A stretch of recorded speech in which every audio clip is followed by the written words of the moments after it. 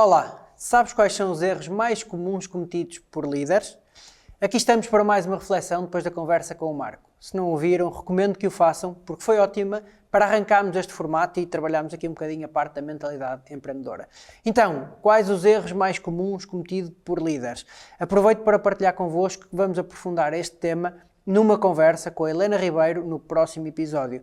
Mas refleti um bocado sobre isto na preparação dessa conversa e, embora os pontos pareçam óbvios, quando os escrevemos e refletimos sobre o que andamos a fazer, reparo que eu próprio tenho muito para evoluir em cada um deles e sem dúvida que é por isso que este programa, o da ideia ao resultado, me dá tanto gozo, porque eu próprio tenho que fazer estas reflexões.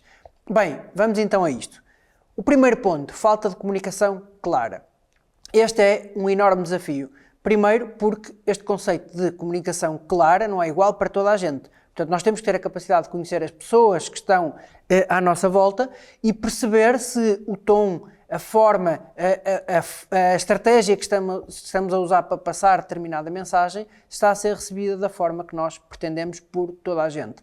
É um desafio muito grande.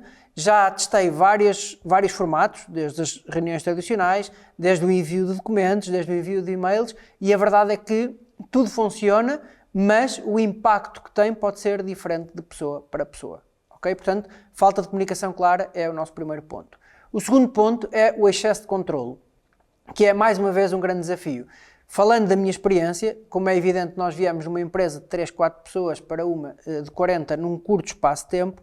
Como é evidente, nós estamos habituados a gerir todos os processos e todas as frentes, digamos assim, da empresa. Mas a verdade é que para crescermos temos, e para não ficarmos completamente cheios de trabalho e estarmos a desfocar-nos daquilo onde acrescentamos mais valor, é muito importante nós conseguirmos delegar e termos a capacidade de encontrar pessoas na estrutura ou fora dela que nos permitam estarmos focados naquilo em que somos realmente bons e em que fazemos a diferença.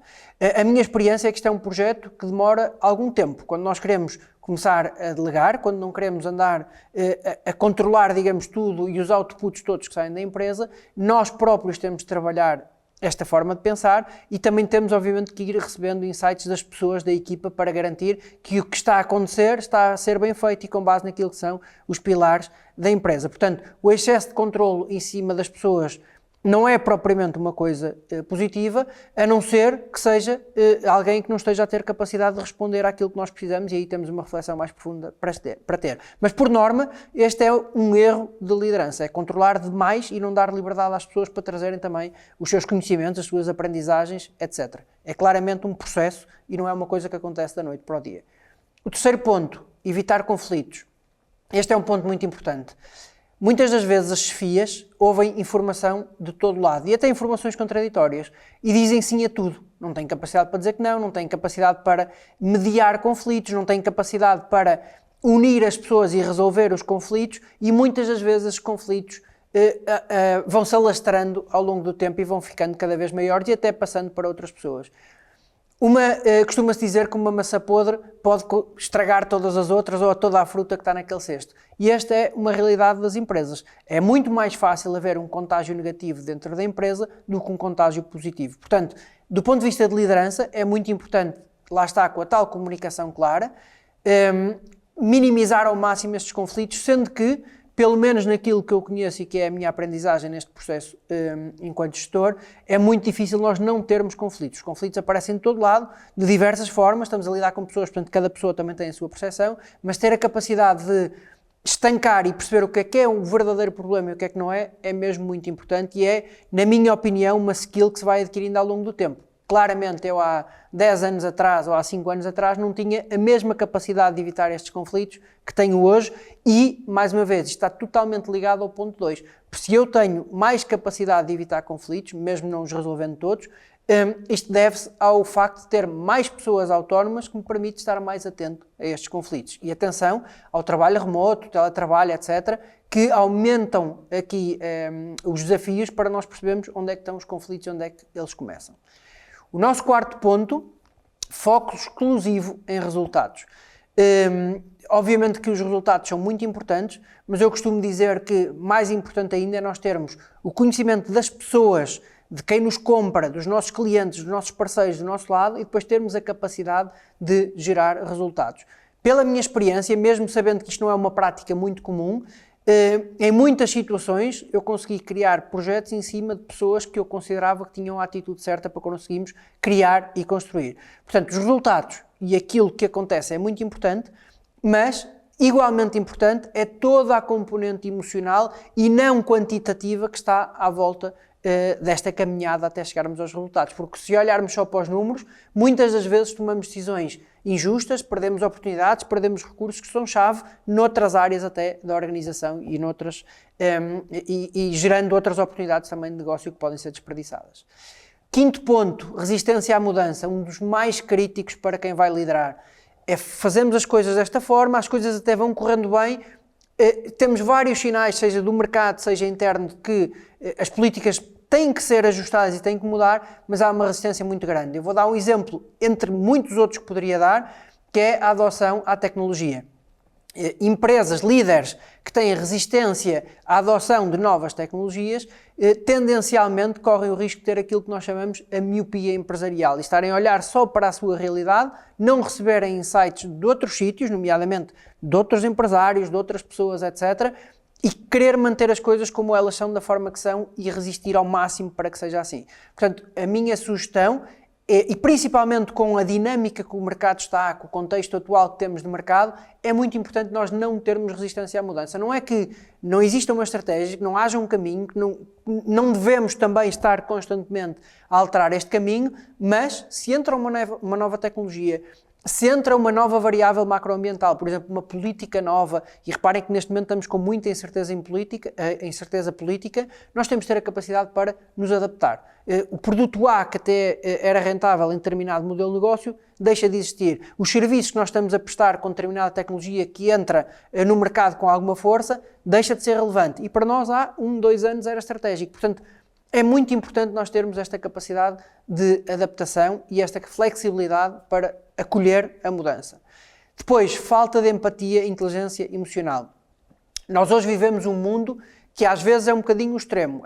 Parece que as empresas e os empresários, os líderes, têm a responsabilidade total de garantir que está tudo bem nas empresas, que as pessoas estão felizes e tudo mais. Claro que sim, é missão das empresas garantir que os seus colaboradores estão bem, ou devia ser.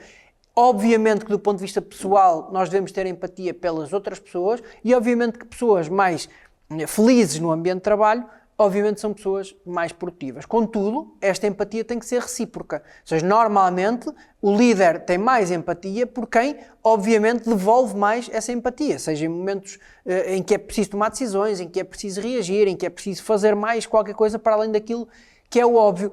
Esta empatia constrói-se e, na minha opinião, é bidirecional. Não é do líder para os colaboradores ou para os seus colegas de trabalho. É bidirecional. E a inteligência emocional, obviamente, que é um ponto em cima disto tudo, que é termos as emoções no sítio certo e usá-las da forma correta, que é um grande desafio. Quando está tudo em modo raiva, haver um líder que põe água na fervura é muito importante. Quando está tudo em stress, o líder transmitir calma é muito importante. Quando está tudo conformado, em zonas de conforto, é muito importante o líder criar alguma agitação. Portanto, o papel do líder a gerir as suas emoções e as da equipa é essencial, na minha opinião.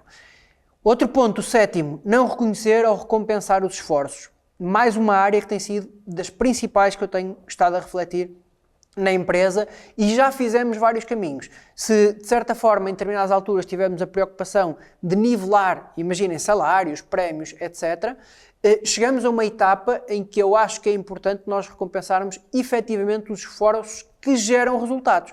Porque nós podemos ter variáveis completamente diferentes para medir este esforço.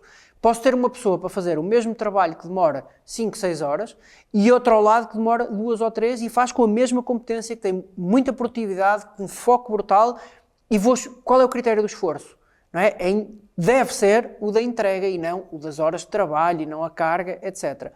Há várias coisas que nós tentamos criar na empresa, muito recentes, e eu depois mais para a frente irei partilhar convosco também, que são os manuais, a forma de nós conseguimos fazer a avaliação de desempenho em função daquilo que são os valores da empresa, o que é de certa forma desafiante, mas não pode ser uma entrega apenas quantitativa, na minha opinião, porque alguém também pode ter um esforço incrível, fazer um trabalho fantástico e nós não concretizarmos, imaginem uma venda, mas a pessoa fez o seu trabalho com bom esforço e com grande qualidade, não deve ser recompensada por isso, fica a reflexão. Portanto, o que eu sinto ao longo destes anos, e até olhando para outros modelos que outras empresas fazem, é que é muito difícil este reconhecimento e estas recompensas serem justas para toda a gente. Portanto, os critérios têm que ser muito claros, muito bem definidos, para não haver dúvidas de quais são as decisões do ponto de vista de liderança. Okay? O 8º ponto, a questão da tomada de decisão. Cada vez mais nós devemos recorrer a dados para tomar decisões históricos, não tomar decisões apenas com base naquilo que é a nossa ideia, porque a dinâmica do mercado é muito grande. E um dos pontos essenciais é envolver a equipa. Na minha parte, daquilo que eu tenho tido também do ponto de vista de experiência, sem dúvida nenhuma que eu fui treinado, habituado a tomar decisões, muitas decisões sozinho. É muito mais rico quando nós, ao longo do tempo, mais uma vez, acho que é preciso algum tempo, ou nós termos já os recursos à nossa volta para esse efeito, ao longo do tempo, pessoas da minha equipa foram se tornando melhores em várias áreas do que eu. Portanto, eu tomar decisões nessas áreas sem as consultar, sem as ouvir, não faz sentido nenhum. Portanto, eu até posso depois tomar uma decisão diferente, mas é muito importante ter um insight destas pessoas sobre aquela área, sobre as equipas, sobre o que é que o mercado está a pedir, o que é que os clientes estão a pedir para tomarmos as devidas decisões. Ok? Portanto, envolver a equipa é muito importante.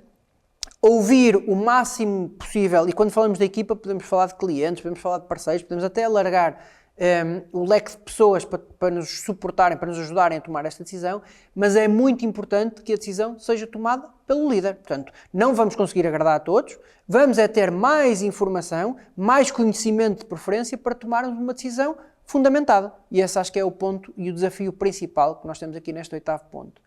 9º ponto, ponto 9. Falta de clareza nos objetivos. Mais uma área que é super desafiante refletir sobre ela. Porque se por um lado pomos objetivos ambiciosos, podemos estar a gerar stress na equipa, desconforto, podemos estar a desviar as pessoas da sua área de atuação para estarem focadas nos objetivos, podemos estar a levar que as nossas equipas, imaginem as equipas comerciais, cometam erros, façam algumas jogadas para responder a estes objetivos. Quantas vezes nós não ouvimos comerciais que deixam vendas para o mês a seguir ou para o ano a seguir porque aquele mês já está concretizado do ponto de vista do objetivo de vendas, então vamos aproveitar aquela venda para seguir. E pode-se perder a venda neste processo. Portanto, é muito importante termos objetivos claros para a equipa, claro que sim, mas também é muito importante percebermos se estes objetivos vão trazer mais de bom do que de mau, ok? E é muito importante haver esta reflexão, porque o objetivo pode ser individual. Pode ser sentarmos com um colaborador e dizer, olha, a minha expectativa é que tu vás daqui a aqui, não é? E para isso vamos fazer este caminho e vamos ter um conjunto de metas para chegar lá. Podemos ter objetivos por departamento, podemos ter objetivos por área, podemos ter objetivos pela empresa. O importante é que as pessoas percebam estes objetivos. Se nós chegarmos a uma equipa de uma forma transversal a dizer que temos o objetivo de faturar 5 milhões, para muitas pessoas isto pode ser mal interpretado. Não é? Porque 5 milhões de faturação não significa, por exemplo, rentabilidade. Não significa sequer que a empresa está a dar lucro. Portanto, a explicação destes objetivos é muito importante para que as pessoas não fiquem presas a números e esqueçam aquilo que é a proposta de valor e o trabalho todo que têm que fazer para chegarmos a estes mesmos objetivos. 10º ponto, das coisas que mais me vão ouvir falar por aqui, é a flexibilidade. Ou neste caso, um dos erros é ser inflexível. Ser inflexível nos projetos, nas pessoas, na capacidade de resposta, na capacidade de aprendizagem, fazer as coisas da mesma forma durante muito tempo é muito importante e acho que é das principais vantagens competitivas que uma pessoa pode ter, um profissional, é esta flexibilidade.